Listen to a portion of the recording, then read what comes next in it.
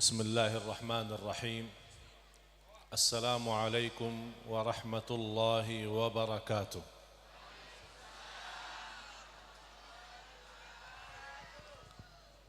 الحمد لله رب العالمين، وأشهد أن لا إله إلا الله وحده لا شريك له الملك الحق المبين، وأشهد أن سيدنا ونبينا محمدًا عبده ورسوله الصادق الأمين.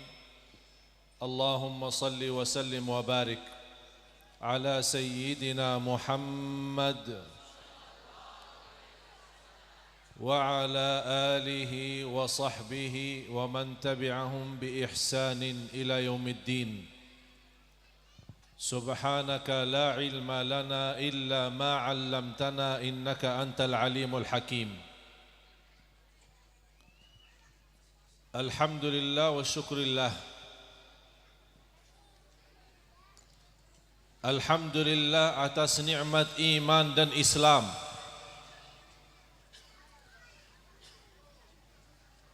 Biarpun kita yang terkaya dan memiliki dunia dan segala isinya, dan dihabiskan untuk mensyukuri satu nikmat Islam iman, belum bisa kita lunaskan nikmat itu.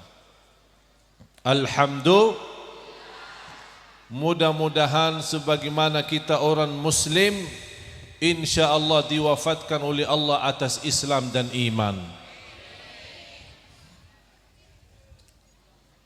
Bapak Ibu, jamaah sekalian yang dimuliakan Allah Subhanahu wa taala, terima kasih pertama dengan kehadiran Bapak Ibu di malam ini dan kesempatan bagi kita sama-sama berduduk di majlis surga. Bukan kataan saya, tapi bersabda Rasulullah sallallahu alaihi wasallam, "Idza ra'aitum riyadal jannati farta'u." Qalu wa ma riyadul jannati ya Rasulullah? Qala hilaqul ilmi wa hilaqul dzikr. Ar-Rasul sallallahu alaihi wasallam, Bapak Ibu, kalau mendengar nama Rasul wajib apa?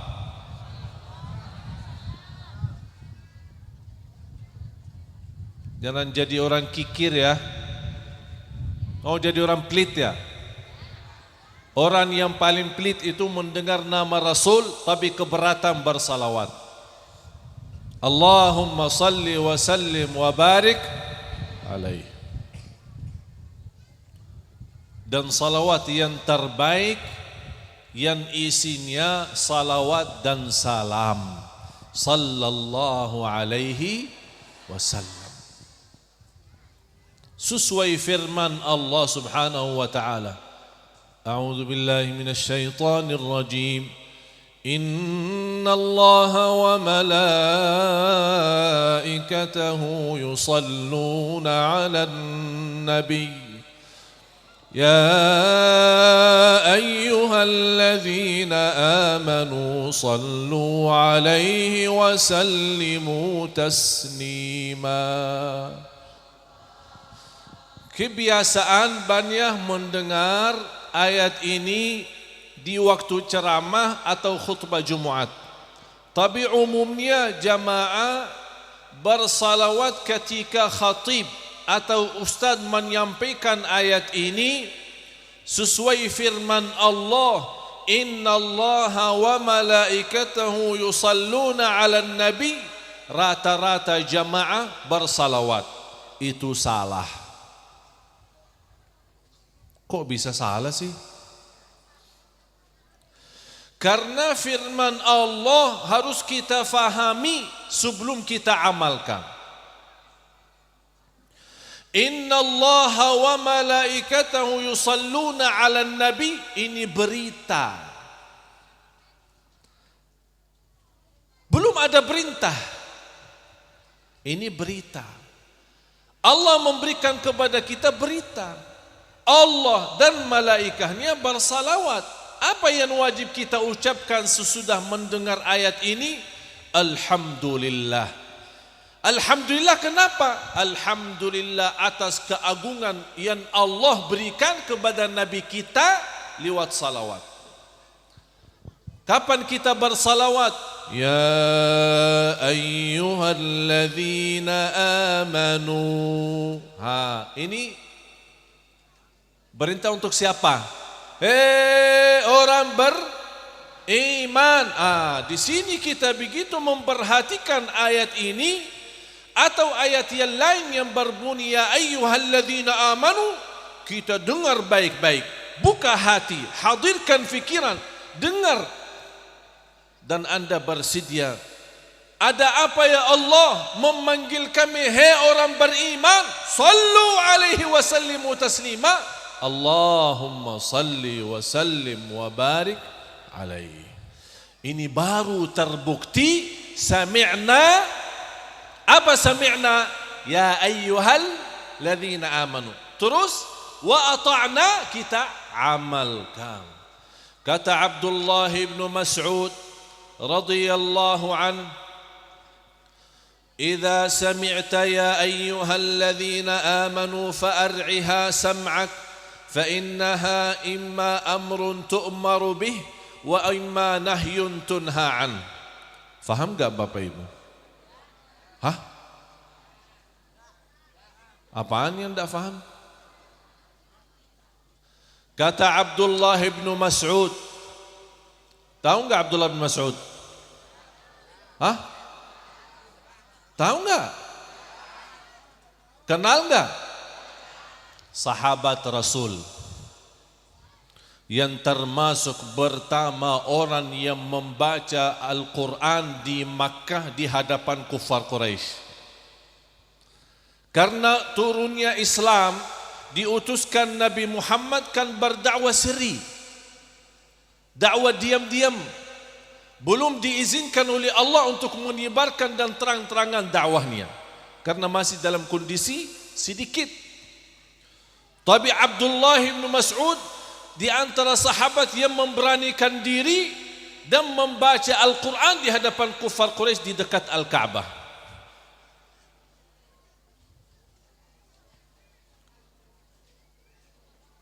Kata beliau, karena dia termasuk seorang penghafal Al-Quran, kata beliau, kalau seorang muslim mendengar firman Allah, ya ayyuhalladzina amanu, dengar baik-baik, dengar baik-baik, karena habis ya ayyuhalladzina amanu ada perintah atau larangan.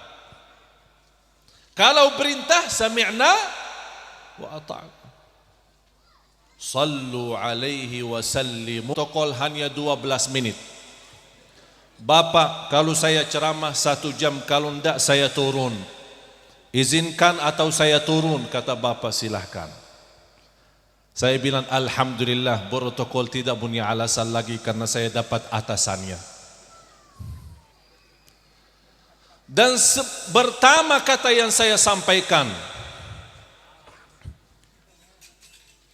Islam tidak perlu dibahas apakah agama sempurna atau benar. Itu tidak perlu dibahas, karena Islam agama yang paling benar dan nyata sebagaimana matahari di siang hari. Tapi yang perlu dibahas, bagaimana orang muslim jadi islami.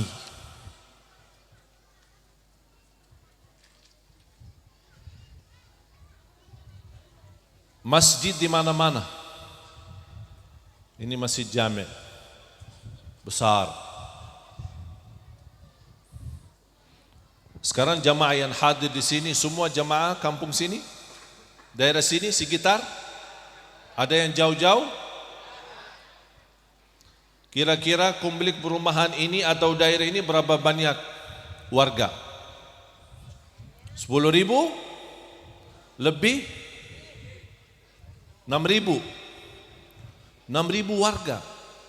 Satu warga bisa lebih. Ada bapak, ibu sama anak. Ada bapa punya 4 istri? Tidak ada, semua satu. Berarti dia mau masuk pintu surga dari 1 pintu, bukan dari 4 pintu. Kalau kita hitungkan setiap warga 4 orang, bapak, ibu, 2 anak, 6.000 berapa jumlahnya? Kalau setiap warga datang ke masjid, tidak ada masjid di Indonesia muat. Berapa banyak masjid? Ribuan masjid. Ribuan masjid. Antara masjid sama masjid ada masjid. Kalau tidak ada masjid ada musalla. Malah saya pernah lihat ada masjid, nyebrangnya masjid, di sebelahnya musalla. Setiap orang punya kelebihan rezeki, bangun masjid. Tidak punya untuk membangun masjid, bangun musalla. Tapi sayang sekali, subuhnya mana? Kalau masjid waktu subuh bisa bersuara, dia akan menadu kepada Allah, ya Allah, ini umat Nabi Muhammad yang berkata cinta Rasul, tapi tidak ada yang datang ke masjid. Nangis kalau boleh, masjid punya mata akan menangis. Banjir karena air mata menangis masjid Allah. Malah pernah saya masuk satu masjid,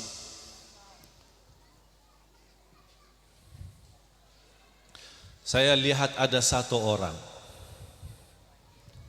ternyata dia marbot, dia muazzinnya, dia imamnya, dan dia tukang bersihnya, dan habis selesai dia kunci masjidnya. Sedih.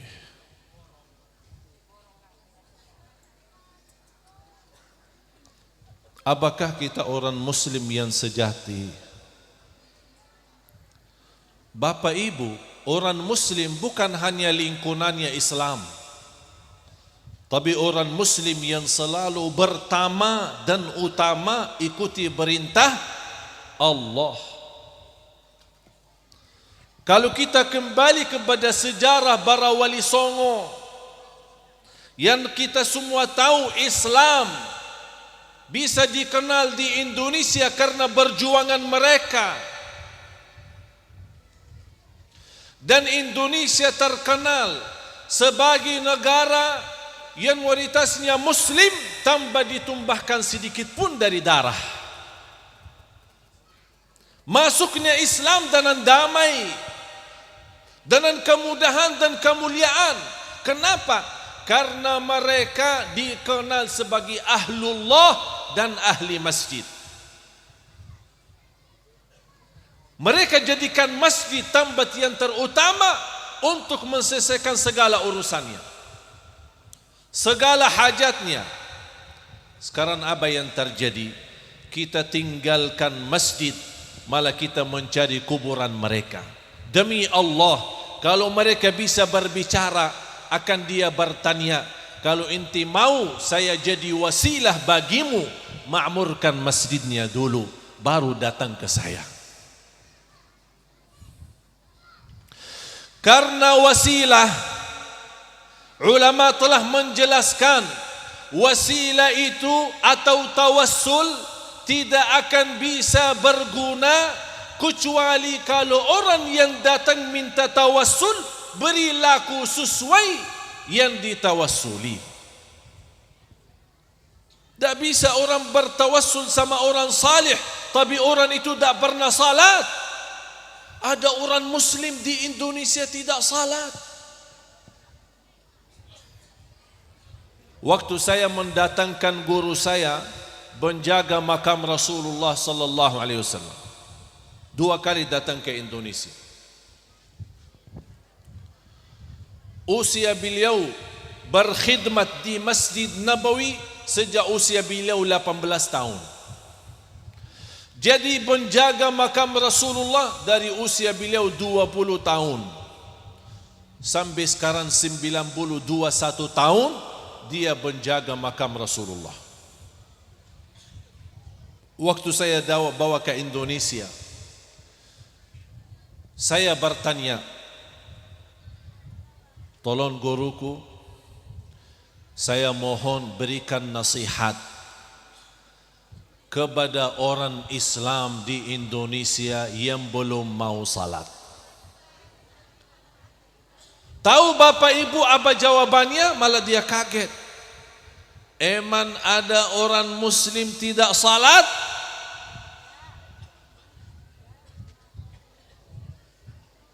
Kalau ada orang Muslim tidak salat, oleh karena itu saya minta nasihat guru untuk mereka. Kata beliau, kalau ada orang Muslim tidak salat, dia bukan Muslim lagi. Allah.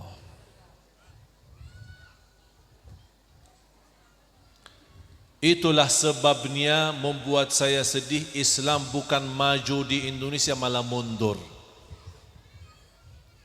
Saya masih ingat dulu waktu SD di Madinah, saya belajar di sekolah.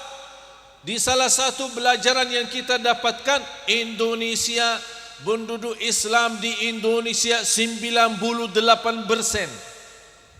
Saya datang 2008, saya baca di sebuah majalah, penduduk Indonesia 86%. Artinya apa?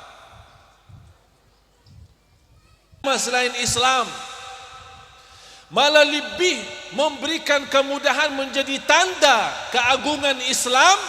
Orang non-muslim atau buta huruf tidak bisa membaca Al-Quran, tapi bisa menghafal suratul Fatihah.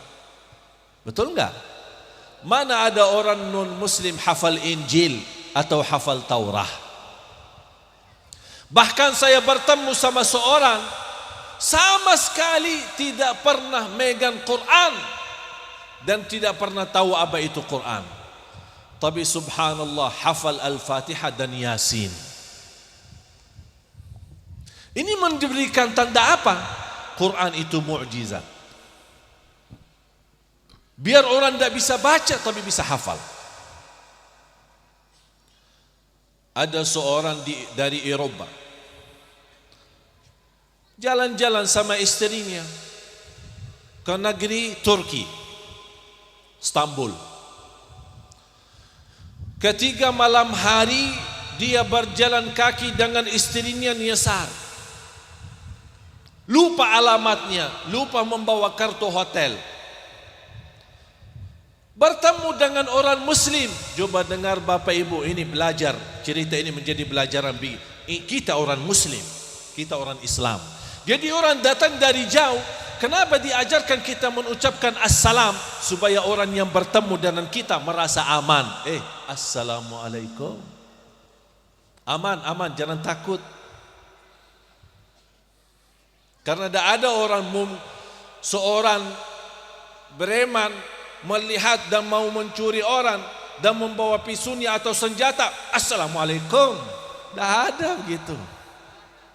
Aman kalau orang mengucapkan salam, karena merubah doa. Orang Eropa ini melihat seorang Turki di jalan dan dia beritahu, saya nyasar. Kata beliau, silahkan, sudah malam dan kotanya lumayan jauh. Kok Bapak bisa sampai ke sini? Silahkan saja masuk ke rumah. Beliau masuk sama istrinya. Mula-mula dia merasa takut karena beliau mendengar berita Islam itu adalah agama yang keras, Islam itu adalah teroris. Tapi dia sekarang terbukti. Begitu masuk, diajak makan. Habis makan, disuruh istirahat. Apa yang dilakukan oleh orang Turki, orang Muslim? Orang Turki Islam, dia mematiin lampu dan melayani tamu supaya nyaman tidur. Tahu-tahu di pagi hari orang Eropa bangun dan begitu melihat karena sudah terang, dan melihat rumahnya kok kosong, tidak ada orang. Ternyata begitu dia buka pintu, malah melihat orang Turki dan istrinya sama anaknya semuanya tidur di halaman rumah. Karena rumah itu adalah rumah orang miskin, tidak cukup untuk mereka semua. Supaya tamu ini merasa nyaman, malah dia tidur di dalam. Inilah perbuatannya yang membuat orang Eropa kaget. Ini kamu dari mana? Saya orang Turki menjawab, saya orang Islam dan inilah ajaran Islam. Masuk beliau agama Islam. Hanya satu. Ini memberikan tanda kemuliaan akhlak yang diajarkan oleh agama kita, wajib kita terapkan. Bukan hanya kita orang Muslim karena nama, tapi orang lain yang dekat maupun jauh dari kita, dia bisa merasa aman dan nyaman karena dia melihat perilaku kita. Oh, ini orang Muslim, tidak perlu saya sebutkan diri saya Muslim Pak, saya Muslim Bu, tapi perbuatan kita yang membuktikan kita orang Islam. Jujur, amanah, tawadu, lemah lembut, kasih sayang, membagikan rizki, berdekat sama orang, bersatu, saling kasih sayang, saling memaafkan. Inilah ajaran Islam. Rasul kita sallallahu alaihi wasallam ini pelajaran buat kita Bapak Ibu yang sering sakit hati. Ada yang sakit hati? Ada yang sakit hati enggak? Yang benar sih. Ya wajar, kita manusia. Kalau sakit hati boleh karena manusia, tapi jangan kita menahan sakit hati selama-lamanya. Satu hari boleh, karena masih kita kesel sama orang itu. Kalau saya ketemu, ya wajar manusia. Satu hari mulai berkurang kan, istighfar lagi. Begitu datang syaitan menggoda kita supaya kita balas dendam, Anda menjawab, A'udzubillah, Astaghfirullahalazim, ya Allah. Masih 2 hari masih ada rasa sakit hati, masih diizinkan oleh Islam sampai hari ketiga. Kalau sudah hari ketiga, harus kita suci hati kita dari segala kotoran. Kita bersih.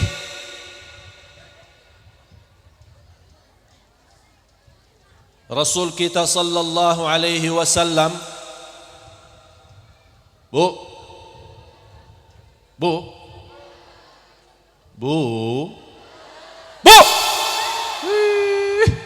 kemana sih?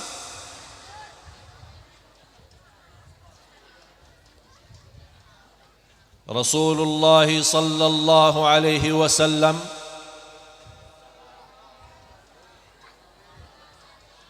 Rasulullah sallallahu alaihi wasallam setiap pagi mau keluar rumah lihat sampah. Rasul sendiri angkat sampah dan buang di tempatnya.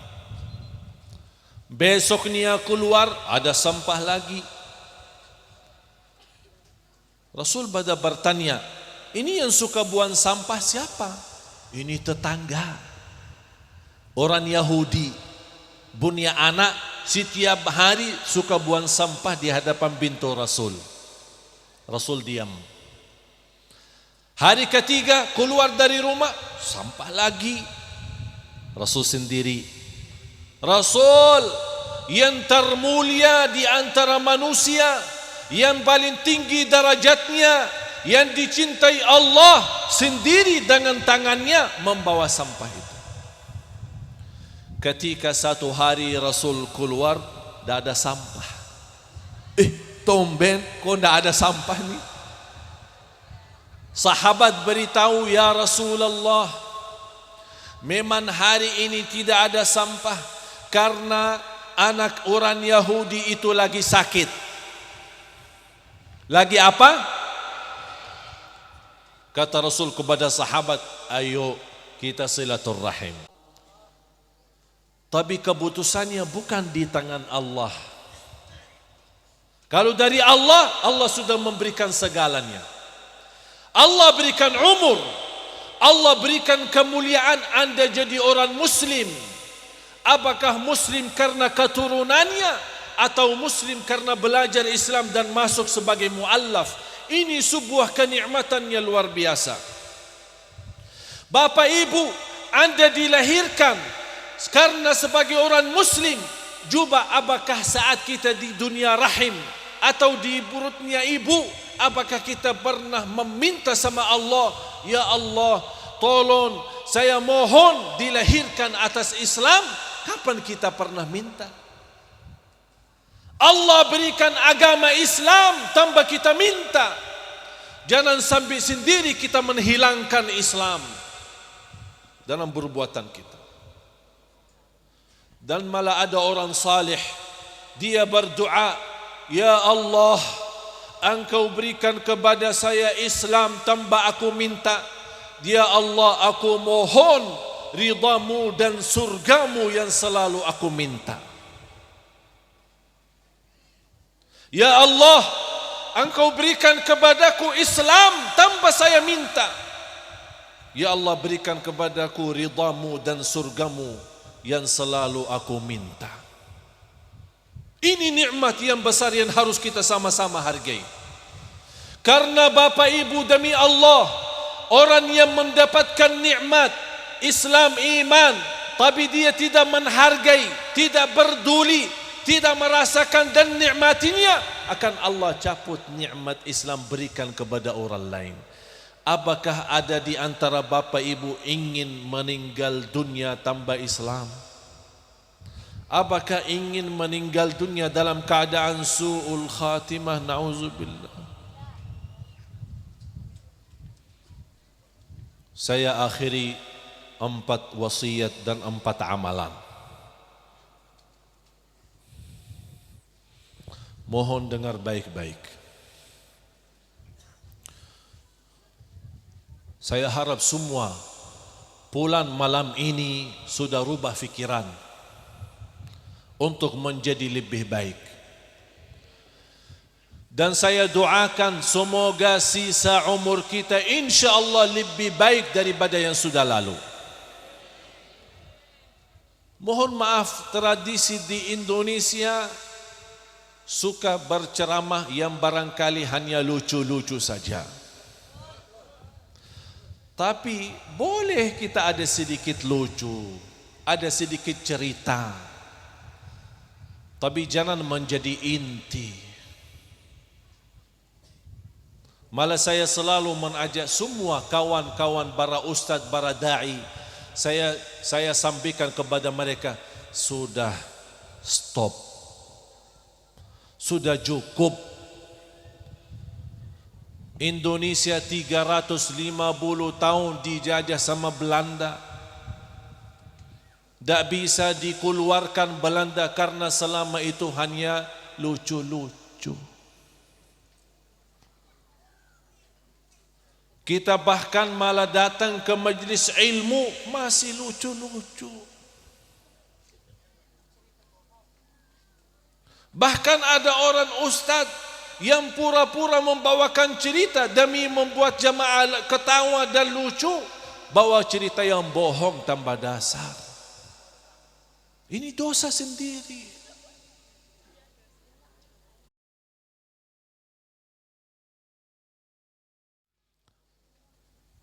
Empat amalan dan terakhir saya tutupi cerita.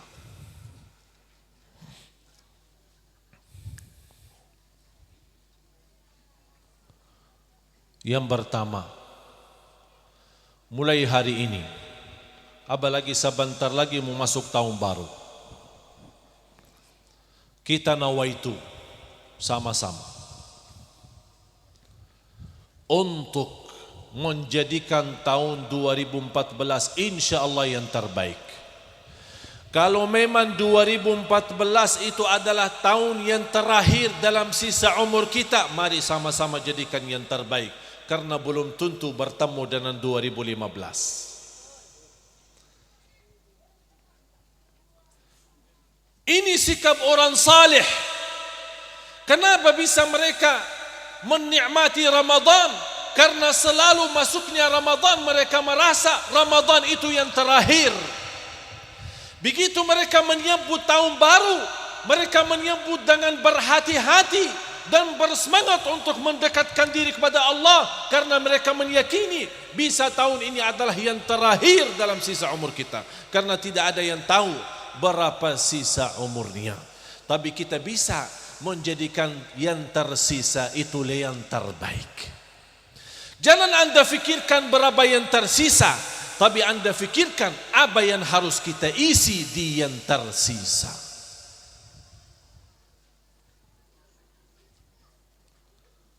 Mulai hari ini saya mohon dengan segala hormat, boleh terima permohonan saya? Jangan tinggalkan salat lagi, terutama salat subuh. Demi Allah, sebagaimana saya bangga melihat ramainya Bapak Ibu hadir, Rasul akan bangga kalau melihat umat Nabi Muhammad ma'murkan masjid, apalagi salat subuh. Saya yakin Rasul bangga. Apakah Anda tidak senang kalau Rasul bangga? Senang enggak? Demi Rasul. Bukan demi Ali Jabir hamba Allah, tapi demi Rasul, supaya Rasul bangga bisa senyum. Kenapa ya Rasulullah senyum saat ini? Karena dia melihat umatnya sudah sadar dan memakmurkan rumah Allah. Biasakan diri makmurkan rumah Allah yang ada di mana-mana. Akan ada satu saat Allah mengundang kita di rumahnya yang terbesar, Masjidul Haram.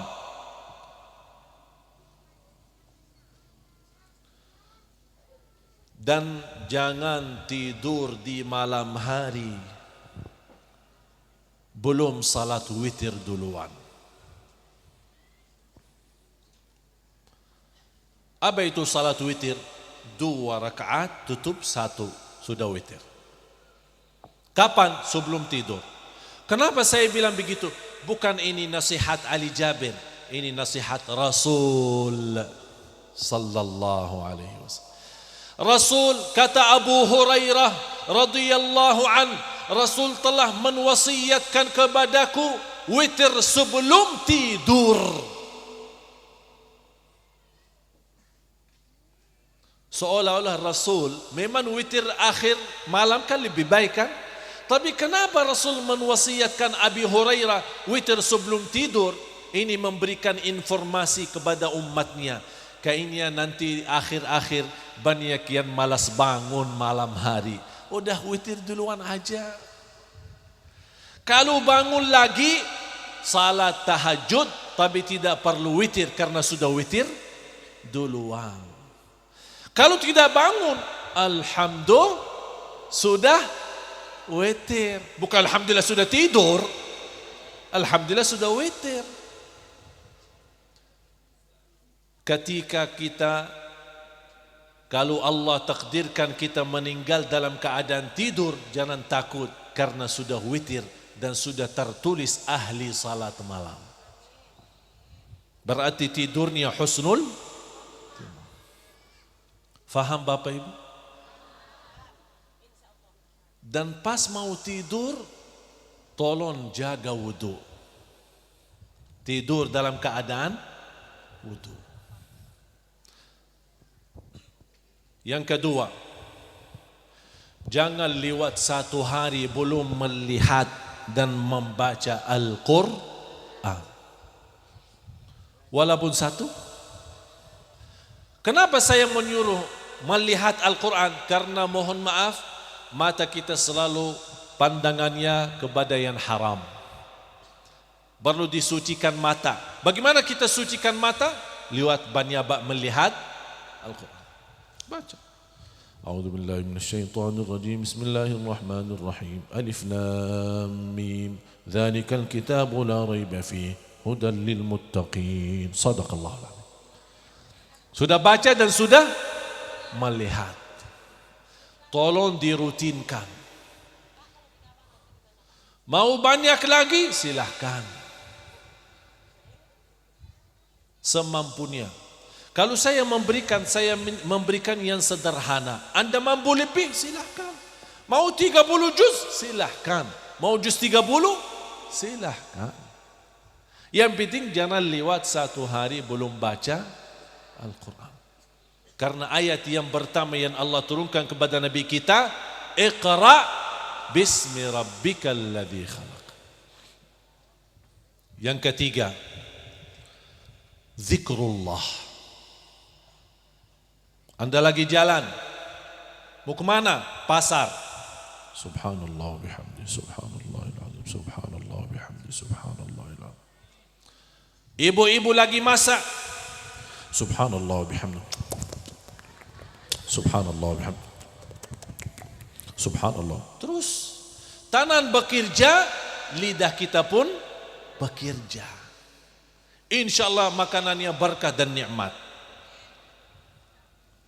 Semampunya. Subhanallah walhamdulillah wa la ilaha illallah wallahu akbar. Tidak perlu harus kita berzikir ramai-ramai atau di masjid.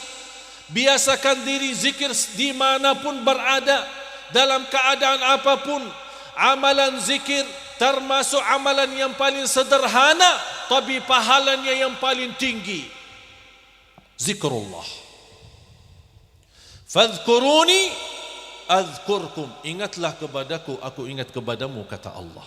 Ya ayyuhalladzina amanu dzkurullaha dzikran katsira. Hei orang beriman, berzikir kepada Allah sebanyak-banyaknya. Allah minta yang banyak. Dan ringan, tidak ada keberatan. Wudu, tidak wudu. Dalam keadaan junub, tidak junub. Ibu-ibu lagi halangan, boleh zikir. Duduk, berdiri, berbaring, jalan kaki, naik motor, naik mobil, dimanapun boleh minta. Jangan kita saat berdoa, tapi kita punya rasa, ya Allah, tapi kayaknya tidak diterima ya. Berarti kita dah pintar dong. Yakini, jangan anda berkata hanya Ali Jabir yang jelas diterima doanya. Tidak tahu. Karena soal diterima itu bukan urusan kita. Kita selesai tugas kita, doa. Siap? Nangis dan yakin. Yakin apa? Yakin Allah terima, akan berikan. Bagaimana Allah berikan? Bukan urusan kita. Allah punya bermacam cara. Saya akhiri cerita dan tutup doa. Supaya kita tahu apa yang Allah berikan dan Allah aturkan, itulah yang terbaik. Percayalah, serahkan kepada Allah. Ada seorang berdoa. Ini orang Indonesia nih. Ada orang berdoa, ya Allah aku minta mobil tapi 6 roda. Ya terserah dia. Ya kembali kepada kita. Mau yang sopan ya minta. Doa itu bebas. Apapun yang kita. Ada orang minta rumah, ada orang minta sehat, ada orang minta kemuliaan, ada orang minta selamat. Ya terserah mau apa. Ada yang minta akhirat, tidak ada urusan dunia. Ada yang minta dunia mulu. Kembali kepada kita.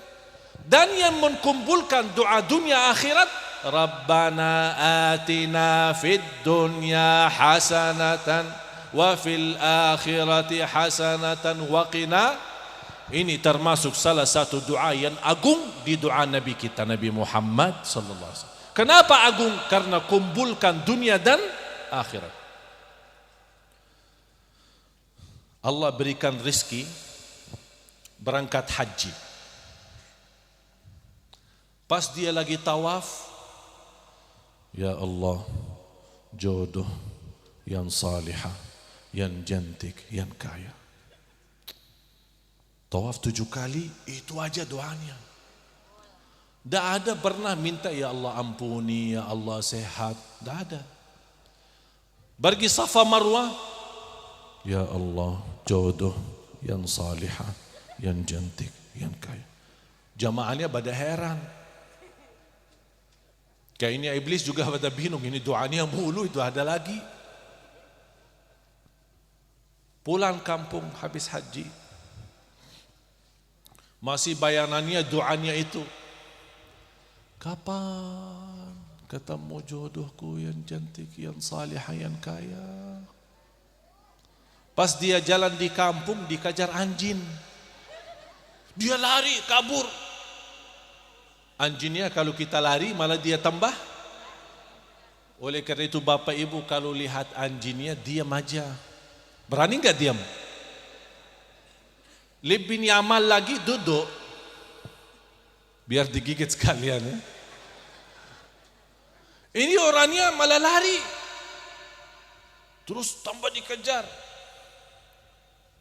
Bayangannya, fikir doanya malah yang dikejar anjingnya. Akhirnya anjing sempat digigit kakinya, luka dan berdarah. Datang ambulan, datang, dibawa ke rumah sakit. Dalam perjalanan dia kesal. Ya Allah, selama ini aku mohon jodoh yang salihah, yang cantik, yang kaya. Masa dikirimkan anjing? Kesal dia. Pas sampai ke rumah sakit, apa yang terjadi? Dirawat sama seorang dokter, cantik, salihah, kaya, jadi jodohnya. Pas habis rawat jatuh cinta. Mau nikah enggak sama aku? Ya boleh ya. Sama-sama cinta. Aku cinta juga kepadamu. Nikah. Ternyata Allah memang sudah kabulkan doanya. Tapi jodohnya ada di mana? Di rumah sakit. Dan orang itu sehat terus. Allah kirimkan basukannya anjing.